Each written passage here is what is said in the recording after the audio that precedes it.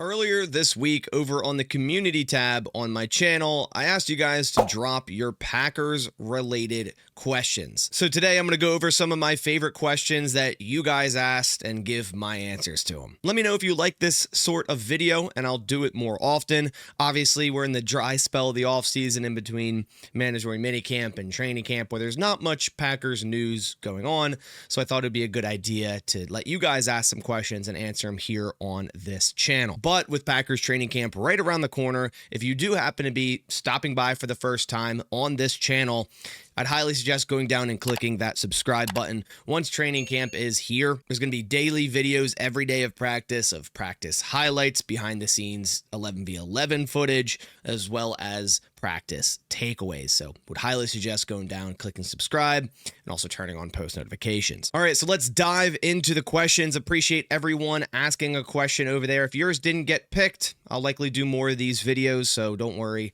Just continue to ask your Packers related questions when I post that over on my community tab. The first question that piqued my interest was from the user Day in the Life of a Wisconsin Sports, and it says, will Bo Melton get snaps on offense if he's listed as a defensive back if he makes the roster? Also, how many yards will Matthew Golden have? So I'll answer that first question. I think Bo Melton will make this roster. Will he be classified as a defensive back or a wide receiver? I don't think it matters too much. I think Bo Melton's course to the roster is purely special teams at this rate, with the Packers drafting Golden, Savion Williams, that wide receiver, and bringing in McCole Hardman for that matter. Wide receiver room's loaded. Right? He might not make it in terms of a wide receiver. We kind of already have 6 guys, and Bo Melton might not even be the 7th at this rate. So his course to the roster might just be to be available at multitude of positions, such as cornerback, receiver, mainly special teams as a gunner, right? Your gunners are cornerbacks or wide receivers anyways. So Bo Melton could be some needed reserve depth at cornerback and wide receiver. Now, will he get snaps on offense during the season? Say if he makes the roster as a defensive back, I think a lot would have to happen for that to happen, such as a week where 3 receivers are injured, or there's 3 questionable wide receivers and Bo Melton's active on game day and all 3 questionable don't end up playing. And then Bo Melton happens to be, the 4th guy in line and he gets some snaps, maybe does, some jet motions because he knows how to run those plays in the offense. Whereas say Jaden Reed's out of that game, Savion Williams out of that game, if he's already learned that package, and Matt LaFleur is sitting here going, hey, I need a guy to be able to run those packages. Then yeah, Bo Melton could see some snaps in those circumstances. Do I think generally if he's a receiver / corner on this roster, and mainly a corner and the 7th receiver basically on the active roster, he's going to get some snaps? Probably not. With how the Packers drafted, how this wide receiver room is shaping out, I don't really foresee him getting that much action on offense. And then you ask, how many yards will Matthew Golden get? I got a lot of Golden questions in today's video, so I'm going to make this very, very quick. I think he's going to get early opportunity often with Christian Watson being out with the torn ACL. I think he could get somewhere upwards of 600 to 700 yards his first rookie season due to the early opportunity. Usually Packers rookie receivers don't get a ton of early opportunity, but we also haven't drafted one in the first round since 2002. So that's my mark for Matthew Golden. The next question is also a Matthew Golden question. It says, do you think Matthew Golden can win Offensive Rookie of the Year with a ton of good competition? So to me, I don't foresee Matthew Golden winning Offensive Rookie of the Year. I mean, he'd have to absolutely blow up, and that could happen, right? He could come out week 1 and you're just sitting here going, wow, this is our new number 1 wide receiver. He's that talented, but in terms of who else is drafted on offense in this draft, such as Ashton Genty, Cam Ward at quarterback, if he turns into something in Tennessee, even Tet McMillan just might get more opportunities overall than Matthew Golden in 2025. Is the chance 0%? No. But if I was a betting man, I wouldn't bet on Matthew Golden winning Offensive Rookie of the Year.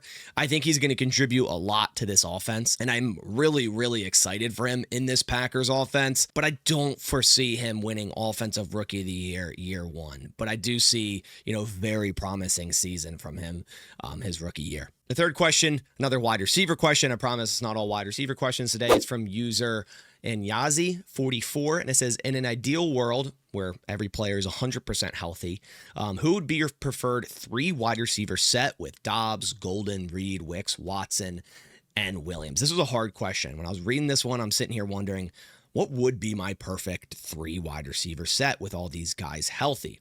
And when it comes down to it, when you're talking about a 3 wide receiver set, you obviously want a slot guy. So Reed's locked into that right away. He's our best slot receiver. I think he's a great slot wide receiver. So he's definitely my slot guy in a 3 wide receiver set. Then you also need a guy that can take the top off the defense, a deep threat, a burner, and that's obviously between Golden and Watson. And this is if everyone's 100% healthy. And Watson, has proven to be that in the NFL. But I'm going to take my chances with Matthew Golden because I think he offers more than that, but is also a deep threat, also a take the top off the defense guy. I think he's a better, more fluid, much better route runner than Christian Watson. I love his pacing during routes. I think he has better body control. I think he has better hands than Christian Watson. Maybe he's not as good at jump ball situations or contested catch situations like Watson is, but he's not bad at it. And I think Matthew Golden overall in his career outlook can be a better wide receiver than Christian Watson has been for the Packers so far. Then the third wide receiver, you kind of want a guy that you can move in motion, put on the line of scrimmage to also beat press coverage. You kind of want a separator. A guy that can get open on a 3rd and 5. And that's between Wicks and Dobbs. And you guys know I'm a Wicks guy, right? I know he had a really bad season in 2024. Ton of drops. But I haven't seen a receiver since Devontae Adams get open as easy as Dontavian Wicks on this Packers football team. I mean, he's such a separator. He can get open against man coverage very easily. He can beat press coverage very easily. His release package is one of the best at the top of the routes. I mean, he moves like Devontae Adams. He really, really does. And if he cleans up the drops, I mean, this guy can be a 1,000-yard wide receiver, no doubt, because he's open that much and he's going to get the target share to be able to become that. So it would honestly be Matthew Golden, Dontavian Wicks, and Jaden Reed. The fourth question we have here is from Park CU3FB, and it says, do you think our cornerback room is good enough, or do we need to wait and draft or sign a veteran? Obviously, time will tell here. I'm on the side of saying it is enough right now, but things can change. We can go through the season and we pretty much slapped in the face with reality, and we're like, wow, this cornerback room was a problem, right? Some people are saying it is. I think it's okay. Do I think it can get better? Yeah, 100%. Every position group can get better, and I wouldn't say it's our strongest position group by any means, but I think it's enough if you consider the back end at safety with Xavier McKinney and Evan Williams, even Javon Bullard thrown into the mix there. That helps your cornerback room out a lot. I think it's enough right now. I really like the addition of Nate Hobbs. I think he has a ton of versatility. He can play outside and base. He can get kicked into the nickel in pure passing downs. I'm higher on Keyshawn Nixon than most. I think he had his best year as a Packer on the boundary last season, and I think he'll get even better this year. I like his physicality. He's always around the football. It seems like whenever we need a play to be made, he's making the play, whether that's a sack, a strip, an interception, something of that sort. I feel like he makes a lot of splash plays. Inconsistent sometimes, yes. Maybe not the best number 1 cornerback in the NFL, that's for sure. But I think our collective group of guys can play well together enough. I think they have similar play styles. Valentine, Hobbs, and Nixon, they're all bite your face off type of cornerbacks, right? Get in your grill, play physical, have that demeanor. That's what I see from our cornerback group. And then you have Javon Bullard, a guy in the nickel that, in early downs is a tremendous run supporter. I think he has a lot of work to do in terms of coverage, in terms of man coverage, but that's why you have Nate Hobbs now. So you're in a pure passing down. You can kick Hobbs in, bring Valentine out at boundary. Now you have a pure coverage guy in the nickel that we saw in Las Vegas, did a tremendous job in the nickel. So I think it's enough in terms of the front end. Now, the back end depth is definitely suffering. You have guys like Kamal Haddon, Kalen King, Micah Robinson, maybe Bo Melton. That's a worry. Pretty much all of those guys, not many defensive snaps between all of them, really none. So if a guy or two goes down with injury, yeah, we're having a worry there. Do I think they need to bring in a vet? As a fourth guy, maybe. I was on board with Shaquille Griffin. Obviously, he went back to Seattle for like $3 million, and I was like, man, I wish the Packers made that deal. As like a fourth guy, bringing a veteran, I'm fine with that. We don't need to bring in a starter quality veteran because there aren't any, in my opinion, on the market. Stephon Gilmore, Rasul Douglas, James Bradbury, none of which would take snaps over Nate Hobbs or Keyshawn Nixon, so really doesn't make sense to sign them anyways. But obviously, it's a wait and see.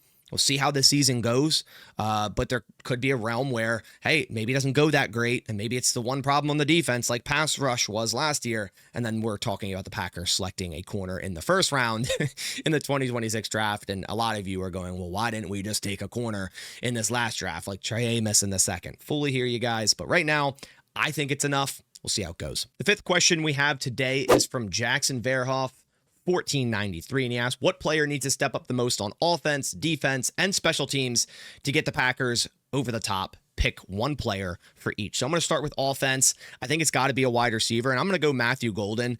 And obviously, he has yet to take a snap in the NFL, but if he steps up into a pure number one wide receiver, like I mentioned, like he absolutely explodes, and you're like, this is our number one guy. And wow, we got a steal in the first round at pick 23. Then that can take the Packers to the next level. You know, the problem last year was not only that Jordan Love was hurt, but every receiver couldn't catch a damn ball, right? We had the most drops in the NFL. It halted our offense in important situations in games. If we have a pure number one wide receiver that teams are focusing on fully week in, week out, and he's just torching them anyways, then that allows guys like Romeo Doubs, Tay Wick, Savion Williams, you know, Jaden Reed, Christian Watson when he comes back, to have more one-on-one opportunities with lesser quality defensive backs and really start to burn up other defenses. If you have that true number one guy, it makes offense that much easier. So I think it's going to be Matthew Golden for offense. For defense, I think it's got to be Rashawn Gary. The main issue last year was pass rush. Our main pass rusher, our guy that we pay the money to go get the quarterback, is Rashawn Gary. And a lot of people would agree he had a down year in 2024. I was questioning putting Lucas Van Ness, but I think if Rashawn Gary can just play like a pure dominant force at pass rusher, like we're paying him to be, like the Trey Hendricksons, TJ Watts, Myles Garrett of the NFL, then that takes our defense to a completely another level. Because then you have him being almost double teamed every play, but still winning in reps. And it allows your other guys to eat a lot easier, right? They're not going to be double teamed as much. They're going to get home more often. And when you can rush the passer well, then you really don't got to worry about coverage too much. Then your coverage, your cornerback group looks a lot better when you're getting to the quarterback quicker. You're flustering the quarterback, making him make errant throws that end up in turnovers more. So Rashawn Gary for defense. And then special teams, I don't have a specific player, but it's whoever ends up at punt return. I think that was a big issue last year, or the last 2 years. First off, we had Jaden Reed there. Can't have that. We need some dynamic play at punt return. A guy that teams are a little bit scared to kick to, whether that's a Savion Williams or a McCole Hardman or even a Matthew Golden or whatever the Packers do there, where teams are a little bit scared to do that. And every couple games or every game or so, you get a 15, a 20-yard return, maybe a 40-yard return, maybe a touchdown, right? And it just makes life a lot easier for the offense. So whoever's at punt return. So Matthew Golden, Rashawn Gary, and whoever's at punt return. The last question I have for today is from Michael Harris, 6463. And he says, when watching games on TV, it's hard to know what the safeties are doing. It seems universal amongst people that cover the Packers that Evan Williams is a stud. What are his strengths and what are some things he can work on to be an even better safety? Do you have a player comparison for Evan? Yeah, you're right. With broadcast, you really can't see what the safeties are doing. I'd implore you to go get NFL Pro and watch the All-22. That shows you the entire field, and you can see exactly what all the safeties are doing. And I will agree amongst the people that cover the Green Bay Packers that Evan Williams is a stud. And as a fourth-round rookie last year, stepping into stardom after week 4 opposite Xavier McKinney and putting on film what he did, I mean, it looks great for this defense. Him and Edgerrin Cooper can really transform this defense out of that 2024 draft. And Evan Williams, man, there is some things he needs to clean up, but there's some things he does really well. One of which is zone coverage. He's really, really good in zone coverage. In zone, he allowed a quarterback rating of 73.6. Whereas in man coverage, I think that's something he needs to clean up, right? It's a lot harder to cover in man as a safety, but generally speaking, he wasn't as good at man coverage. He had a 108.3. And I also think he can clean up a little bit of his run support in terms of diagnosing the play quicker, which that'll come. He's a rookie, a 4th-round rookie last year. Obviously, the game's going to get slower and slower for him as the years go on, and he will get better in run support. Cleaning up some of those missed tackles he had last year, I think, is going to be very important. And a player comp, and I was looking through a bunch of safeties. I'm trying to think of a couple that Evan Williams reminds me of. One of which was Minkah Fitzpatrick. I feel like he replicates a decent bit of his game early on. I also looked at someone like Reed Blankenship. There's a few options there, but Evan Williams is kind of like a jack of all guy. Like, I feel like he can do it all. He's a guy that you can put in the box to help against the run, put back deep at coverage, and do a good job at that. So, it's kind of hard to make a pure comparison for him. But, man, he's a very, very promising player. And when you think about Xavier McKinney and the potential of Evan Williams, man, this could be one of the best, and it honestly was already last year, safety duos in the entire NFL. So those are all the questions I have for today's video. Again, let me know down in the comments below if you like this sort of video, and I'll do it maybe a couple more times before training camp, maybe every week until training camp or something like that. If you did like it, also leave a like down below. It supports the channel a ton, but I'll catch you on the next one, and as always, go Pack Go.